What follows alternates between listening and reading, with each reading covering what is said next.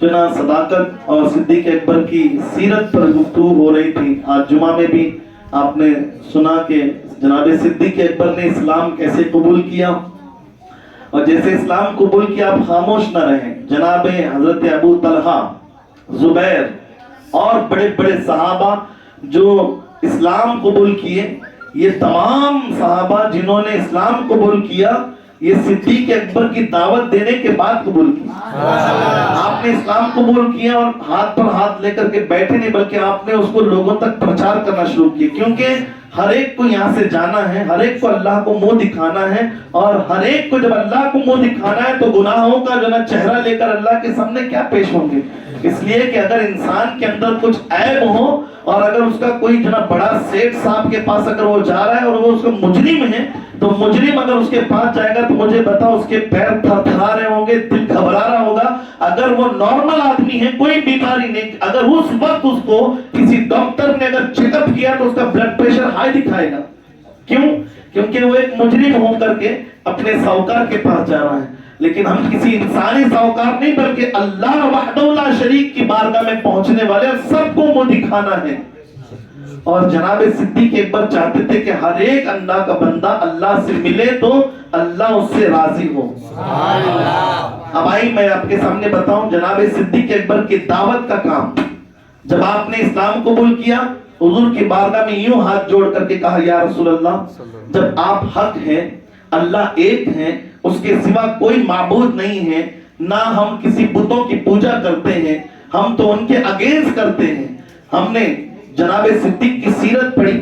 جناب صدیق اکبر کی بچپنے کی عمر تھی، اور وہ جب اپنے گھر میں رہتے تھے، ہمارے گھروں کے اندر بھی ایک پیران کی کوٹری ہوتی. کس کی کوٹری ہوتی کہ نہیں ہوتی؟ اس کو کیا بولتے ہیں ہمارے گھروں میں؟ پیران کی کوٹری. حالانکہ اس کو مسجد بولتے ہیں. کیا بولتے ہیں؟ گھر میں ایک مسجد ہوتی جہاں عورتیں نماز پڑھتی ہیں، اس کو بھی مسجد ہی کہتے. لیکن اب ہماری جہالت اتنی زیادہ ہے کہ ہم کو پیران کی کوٹری یاد آ گئی. خیر جو بھی ہیں وہ ہوتی ہے، ہر گھر میں ہوتی ہے، ہر گھر کے اندر وہ ہوتی ہیں. تو جناب صدیق کے گھر کے اندر بھی ایک کوٹری تھی جس میں بتوں کی پوجا ہوا کرتی تھی. بت رکھتے تھے ان کے گھر کے بڑے بڑے لوگ جو ہے نا، بت رکھتے تھے. اور جناب صدیق کہتے ہیں کہ میرے بچپنے کے اندر میں اپنے گھر کے اس کوٹری کے اندر داخل ہوتا اور ان بتوں کے سامنے کھڑے ہو کر کے، مخاطب ہو کر کے، ان کے سامنے کھڑے ہو کر کے ان سے کہتا یارو مجھے بڑی بھوک لگی، تم ہمارے رب ہو، ہمارے لیے کھانے کا انتظام کر دو. آئی بات سمجھ میں آپ کو؟ صدیق اکبر رضی اللہ تعالیٰ عنہ ان بتوں کے سامنے جاتے اور کہتے کہ یار مجھے بڑی بھوک لگی ہے، ہم نے سنا ہے کہ تم سب کو جنا کھلاتے پلاتے ہو، آج ابو بکر کو بھی بھوک لگی ہے، جلدی کھانا کھلاؤ. لیکن نہ بت نے حرکت کی، نہ کوئی کھانا پیش ہوا. کئی دیر آپ کھڑے رہے. پھر گزرتے گزرتے جناب صدیق اکبر نے اپنے پورے کپڑے اتارے، کہا یار میں تو ننگا ہو گیا، مجھے کپڑے پہناؤ. وہ نہ حرکت کر پایا، نہ اٹھ پایا، نہ بیٹھ پایا، نہ جناب صدیق کو کھانا دے پایا، نہ کپڑے پہنا پایا. کہا کہ جو خود جو نا ہماری بات نہیں سن سکتا وہ ہمارا رب کیسے ہو سکتا ہے. یہ عقیدہ جناب صدیق کا بچپن ہی سے تھا. اور جب آپ نے کلمہ رسول اللہ کا پڑھا، اشہد ان لا الہ الا اللہ وحدہ لا شریک لہ واشہد ان سیدنا و مولانا محمد عبدہ و رسولہ، جب آپ نے پڑھا چپ نہ رہیں، کیونکہ سینکڑوں لوگ ان بتوں کی پوجا کے جد میں جو نا زد میں آ گئے تھے. اب ہر ایک کے مقدر میں جہنم کی آگ دہک رہی تھی. آپ نے ان کو جو نا جنتی بنانے کے لیے اپنی طرف سے دعوت پیش کی اور آپ آگے بڑھے. جناب صدیق اکبر رضی اللہ عنہ حضور کی بارگاہ میں کہنے لگے یا رسول اللہ مجھے اجازت دی جائے، جب آپ حق ہیں، اللہ رب العزت ایک ہے، تو ہم اس کی دعوت کو لوگوں کے تک جو نا وہ علن اعلان کریں گے. حضور نے منع فرمایا، لیکن صدیق اکبر نے بہت اصرار کیا، بہت اصرار کیا.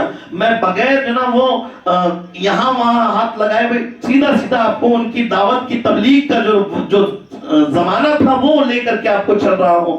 بڑی تیزی سے آپ دل یہاں رکھ کر کے، بیویاں گھر میں ہیں، ٹیویاں گھر میں ہیں، دکانیں گھروں میں بازو میں ہیں، ان کی طرف دھیان نہ ڈالتے ہوئے غور سے سنیں گے، کچھ بات سمجھ میں آئے گی کہ اللہ نے انسان کو پیدا کیوں فرمایا. صدیق اکبر نے اپنی پہچان یاد کر لی رسول کا کلمہ پڑھنے کے بعد. اور ہم تو بعد میں کلمہ نہیں پڑھے بلکہ ہمارے گھر کے اندر ہم پیدا ہوئے تو کلمہ والے کے گھر میں پیدا ہوئے، لیکن ہمیں دین نہیں پتا.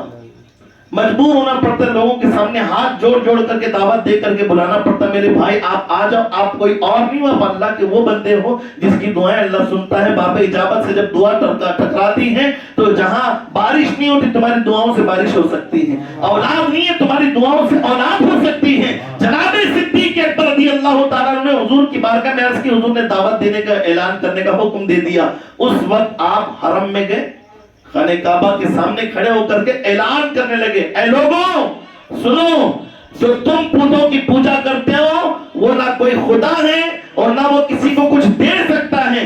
اگر وہ گر جائے تو وہ اپنی مرضی سے اٹھ نہیں سکتا, اگر وہ ٹوٹ جائے اپنی مرضی سے جڑ نہیں سکتا. جب تک تم اس کی مرمت نہیں کرتے تب تک وہ تمہاری مدد نہیں کر سکتا, اور نہ وہ مددگار ہے, کیونکہ اللہ ہی سب سے بڑا مددگار ہے, وہی مدد کرنے والا ہے. لوگوں کے سامنے یہ اعلان کیا.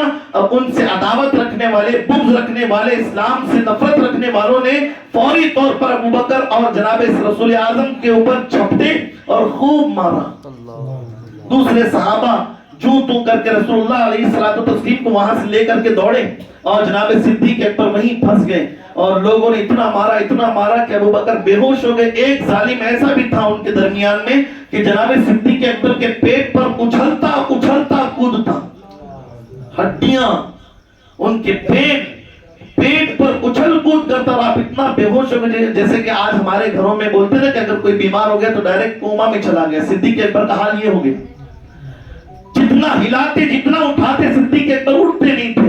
جناب صدیق اکبر بے ہوش نڈھال, اور فوری طور پر آپ کے گھر والوں نے آ کر کے ان کو سنبھالا, ایک کپڑے میں ڈال کر کے اٹھا کر. ہمارے گھر پہ اگر کوئی بیمار ہوتا ہے تو فوراً کیا کہتے ہیں اس کو جناب 100 نمبر, یا تو پھر کوئی جو 108 نمبر والوں کو بلا کر کے لے کر کے چلے جاتے ہیں, وہ ویل چیئر لاتے ہیں یا پھر اسٹریچر لاتے ہیں. یہاں کوئی اسٹریچر نہیں ہے, ایک کپڑا ہے جس میں صدیق اکبر کو ڈالے اور اپنے گھر لے کر کے گئے. سارے خاندان کے لوگ, صدیق اکبر کسی للو پنجو خاندان سے نہیں بلکہ جناب صدیق اکبر قریش کے بہت بڑے مالدار خاندان سے تھے.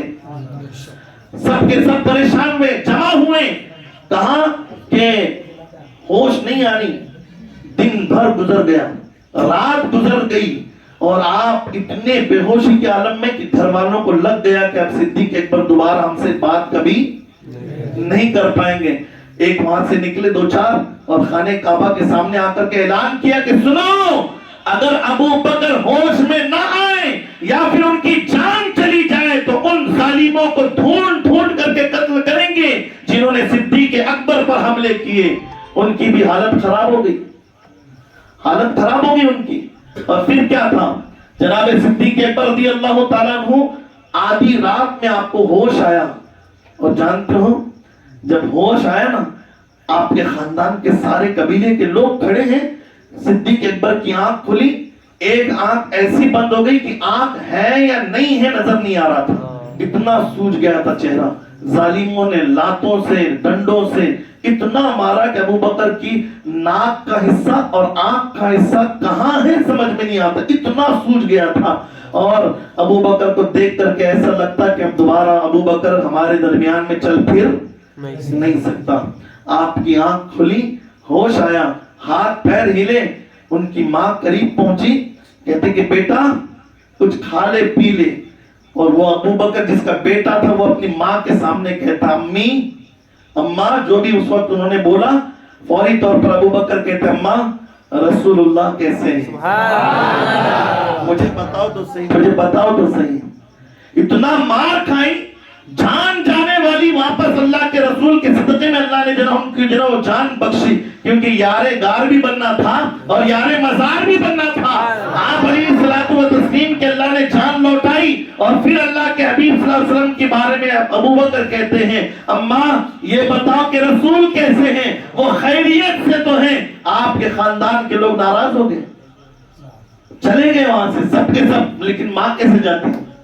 ماں کی ممتا تو عجیب تھی. 2 دن پہلے ہم لوگ باہر کھڑے تھے, میرے ساتھ میں ہمارے 2 بھائی بھی کھڑے تھے, وہ اور میں کھڑے تھے. تو یہاں ہماری جو ہے ایک گائے ہے, وہ ایک چھوٹے مرغی کے بچوں کے پیچھے گھومنے لگی. تو اس کی ماں بڑی سخت تھی, मुर्गी जो है ना वो अपने बच्चों की तरफ गाय को बढ़ता हुआ देख करके वो उसको झपटने लगी। इतनी बड़ी गाय जिसके पास मर्द हजरात जाने को डरते, कहीं एक लात मार दे तो हमारा मुंह और मसड़ा एक हो जाए, लेकिन वो एक छोटी सी मुर्गी जिसमें जो ना 100 किलो का गोश्त भी बराबर से निकलता नहीं निकलता, लेकिन उसने उस बड़ी गाय को 100 किलो के ऊपर वाली गाय को भी है ना हिला करके रख दिया। ये माँ होती है माँ। रसूल आज़म अलैहिस्सलातु व तस्लीम के प्यारे दीवानों, माँ वहीं खड़ी रही और कहा कि बेटा जिस रसूल की वजह से तेरी ये हालत हुई कि तू मरते मरते बचा, अब तेरी आंख खुलती होश आता है तो तू उसी रसूल को याद करता है। माँ कहती है तो बेटा कहता है अम्मा ये जो जान है ना ये उन्हीं के सदक़े में है, ये जो जान है ये उन्हीं के सदक़े में है। आला हज़रत कहते ज़मीनो ज़मा तुम्हारे लिए, मकीनो मका तुम्हारे लिए, चुनीनो चुना तुम्हारे लिए, बने दो जहां तुम्हारे लिए, दहन में ज़बा तुम्हारे लिए, बदन में है जान तुम्हारे लिए, हम आए यहाँ तुम्हारे लिए, उठे भी वहां तुम्हारे लिए। यकीनन आला हजरत के उस अशार पर कुर्बान जाए सिद्दीक अकबर कहते हैं मुझे ये बताओ, माँ कहती कि बेटा बाद में जो पूछना है पूछ ले, अब तेरी हालत बड़ी खराब है, सेहत में ताकत पैदा होने के लिए ये मिठाई खा ले, ये फ्रूट खा ले, ये दवाई पी ले, ये खा ले, वो खा ले, दूध पी ले। लेकिन अबू बकर कहते जब तक रसूल को देखूंगा नहीं, जब तक रसूल की खैरियत पूछूंगा नहीं, ना खाऊंगा ना पीऊंगा, मुझे बताए तो सही क्या हमारी भी जिंदगी कभी ऐसी गुजरी है? आशिक हम भी अपने आप को कहते हैं, नारों के आशिकों, टोपी लगा करके अपने आप को मुसलमान साबित करने वाले, 10 रुपए की टोपी का वजन बर्दाश्त नहीं होता आज मुसलमानों के हाथों से। वहां तो जान जो ना उनके नाम पर कुर्बान किया करते थे, और फिर जब जान वापस आ जाती, अगर आंख खुलती तो हुजूर को याद किया करते थे।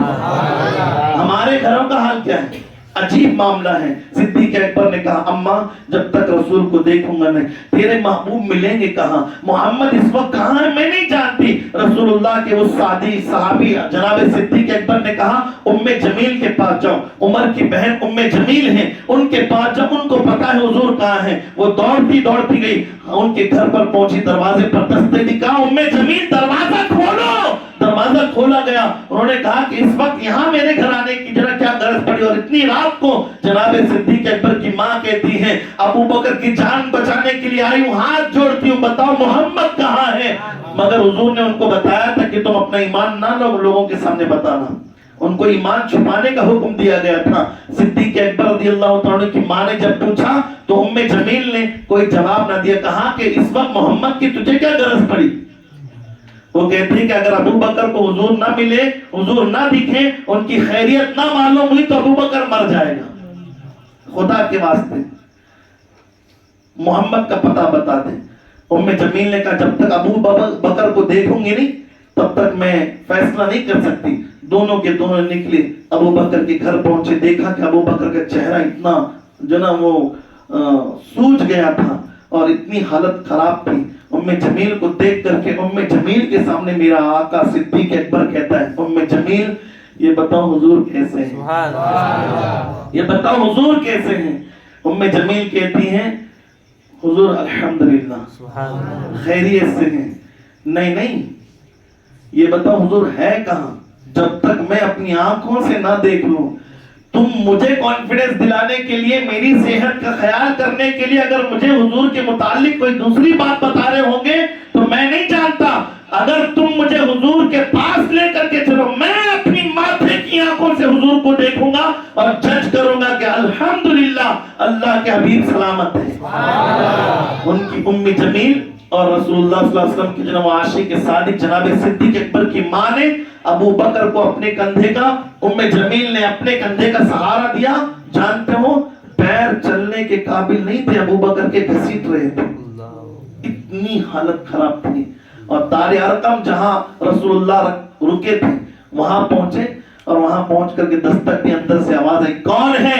कहा उम्मे जमील। दरवाजा खोला गया क्योंकि उम्मे जमील ईमान ला चुकी थी और ईमान वाले अंदर मौजूद थे। दरवाजा खोला क्योंकि दुश्मन आते रसूलुल्लाह को चोट पहुंचाते, तकलीफ पहुंचाते। दरवाजा खोल करके अंदर गए। अंदर जाने के बाद रसूल को देख करके सिद्दीक अकबर यूं आशिकबार हुए, और यहाँ सिद्दीक को देख करके रसूलुल्लाह आशिकबार हुए।